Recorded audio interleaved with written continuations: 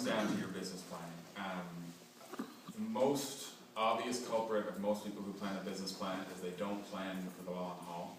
And so, like when I was building business plans, I went to a couple business plan competitions, and I can come up with a plan, and I need to start up my store to operate, I need $80,000, for example. But I really should, if I want to make sure if I'm going to raise enough money, so I don't have to be forced into those decisions, then I need to make sure I raise the initial capital so that I can not only operate my business, given what I think that I'll be operating at, but I'll also be able to pay back my debts, pay all my staff without making a single dollar revenue for a year.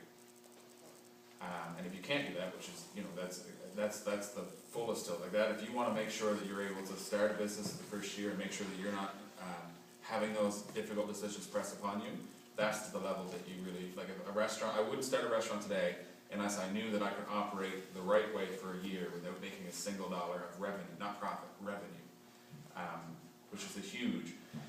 The way we look at it is, first of all, we're bootstrapped. We're always looking for alternative methods to do things. We built our first walk-in fridge. My brother's an electrician. We're always looking for alternatives. We go to the community. We go to our customer base. Our customer base developed our videos, our marketing. We're always things doing different. The community-based funding is another one. When I went to get a loan, because I'm always looking at different ways, I went and I needed $80,000 to go to the next stage. And I went to 3 banks, and every one of them said, not a problem. I had a really good business plan. It had 3-year projections. It had 5-year hypothesis. It had 6 revenue streams. Like, we had everything really nailed down. I had pretty much a whole year behind me of market analysis, which is the initial stage of my company. I had letters of support from all kinds of schools, and it was a good plan. And I went to the banks, and they all said, no problem. And they said, okay, here's your terms. It'll be 7% interest or 6% interest or whatever it is for new business, because it's difficult, and you don't ever really get great interest. And I had loan guarantees by government programs if I wanted them. And instead, I said, I took their approvals, written approvals. I took my business plan, and I went to other business owners in the community and said, the bank has vetted it, and they're giving me 7. If you guys can pool the money, I'll give you 5, which is more than you'll ever earn in a savings account.